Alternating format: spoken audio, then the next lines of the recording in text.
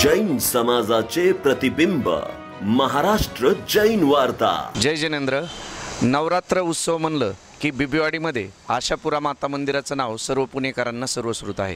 परंतु या कोरोना काळामध्ये या आशापुरा माता मंदिरामध्ये सर्व सजावट झालेली आहे, रोज आरती सगळं यज्ञ होत आहेत, परंतु नाहीये कोणी तर त्यांचे भक्त। कारण कोरोना काळामुळे शासनाचे प्रतिबंध असल्यामुळे नागरिकांना या मंदिरामध्ये दर्शनासाठी फक्त बाहेरून दर्शनाची सुविधा आहे, आतमध्ये येण्यास परवानगी नाही आहे। ह्या मंदिराची स्थापना कशी झाली, ह्या मंदिरामध्ये कुठल्या कुठल्या देवांची स्थापना झालेली आहे ह्याची सर्व माहिती आज आपण घेणार आहोत। आपल्या सोबत आहेत आशापुरा माता मंदिराचे प्रमुख विजयजी भंडारी।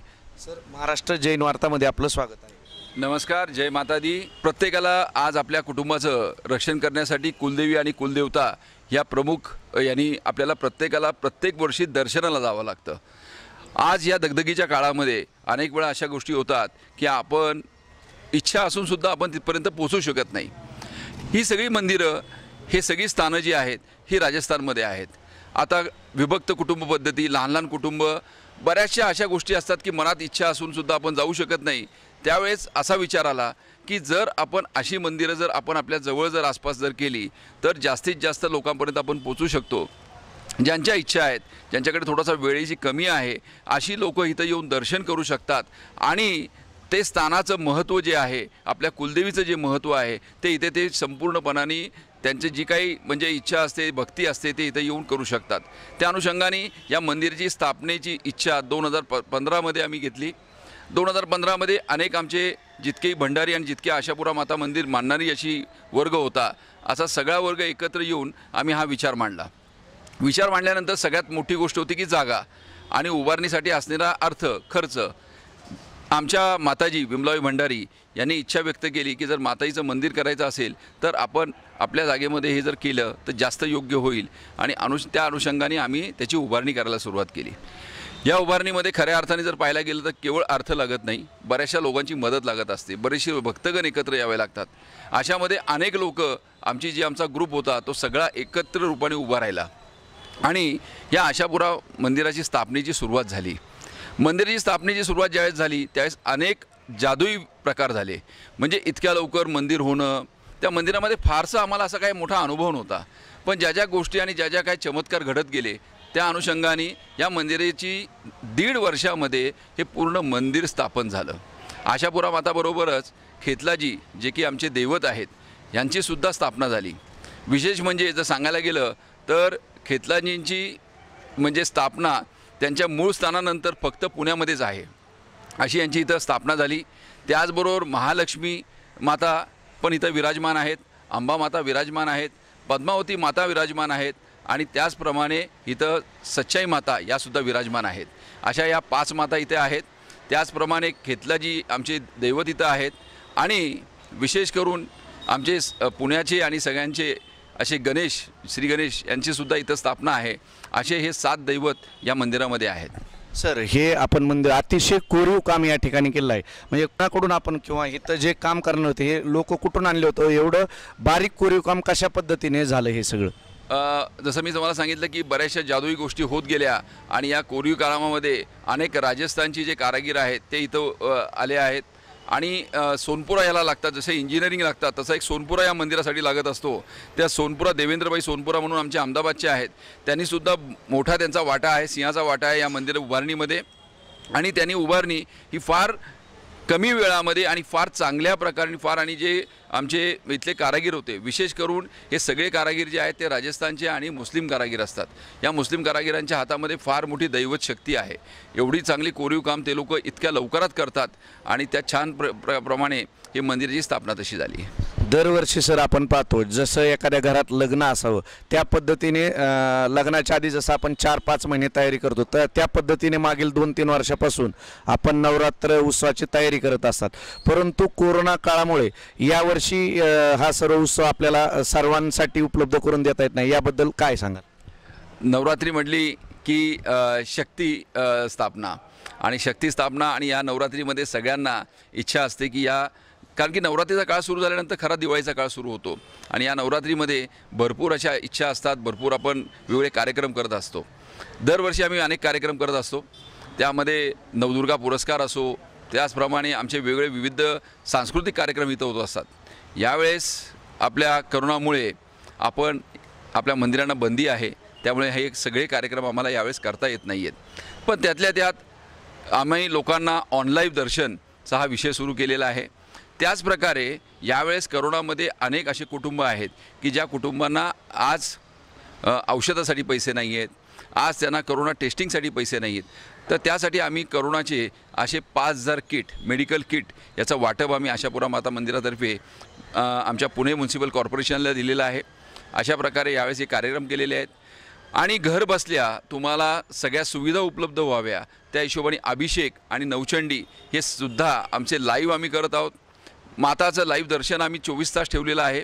अशा प्रकारे भक्तांना घरपोच अशी त्यांची निष्ठा आणि त्यांच्या भक्तीमध्ये कुठेही खंड न येता त्यांचे सगळे कार्यक्रम पार पडावे याची जास्तीत जास्त व्यवस्था करण्यात आली. हमारे साथ है आशापुरा माता मंदिर के राज ज्योतिष आचार्य जी. हम उनसे जानेंगे इस मंदिर का महत्व क्या है, नवचंडी यज्ञ का महत्व क्या है. पंडित जी, हमें पहले तो बताइए यहाँ पे कौन से भगवान विराजमान है और उनकी क्या ख्याति है. सबसे पहले सभी भक्तों को जय माता दी.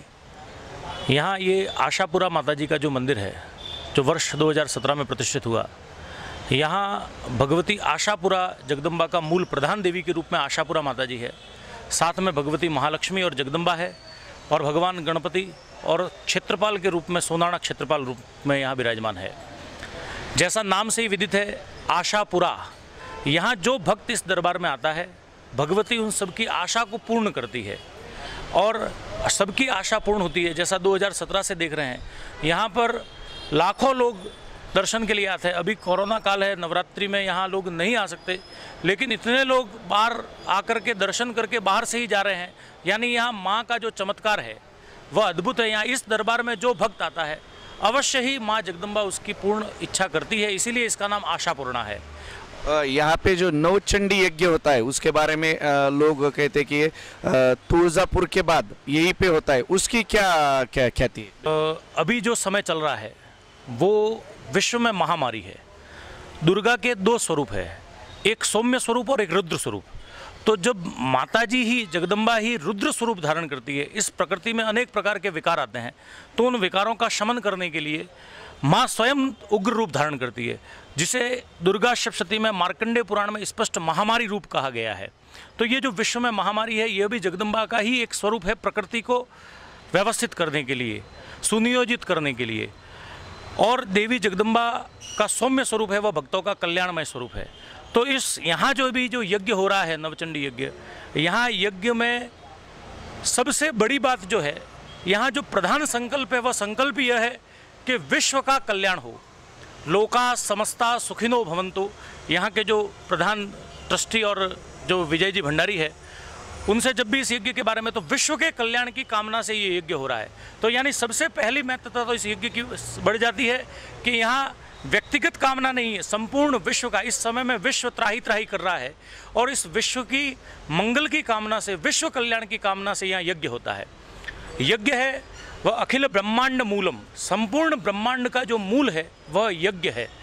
यज्ञ एक ऐसी शक्ति है, यज्ञ के माध्यम से सभी कामनाओं की पूर्ति की जा सकती है. साल भर में यहाँ पे क्या चलता है, पूरे नवरात्र छोड़ के बाकी पूरे साल भर में? से देखिए, सभी देवताओं के उत्सव वर्ष में एक बार आते हैं, लेकिन देवी का उत्सव वर्ष में 4 बार आता है. आश्विन मासे, मधु मासे, तपो मासे च या शुचे, यानी आश्विन मास में, चैत्र मास में, आषाढ़ मास में और माघ मास में. यानी 4 नवरात्रि आती है, जो बाकी सब गुप्त नवरात्रि है और यह प्रकट नवरात्रि है.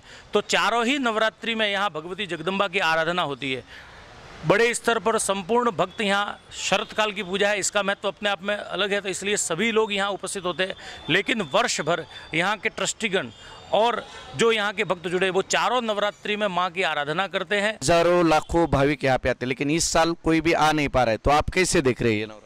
भक्त यहाँ घर पर बैठ कर के भी माँ के चरणों में आने की बहुत इच्छा रहती है, उत्कंठा है, क्योंकि वर्ष में ये नवरात्रि अपने आप में ऐसा उत्सव है कि सभी भक्त माँ के दरबार में अपनी हाजिरी लगाना चाहते हैं.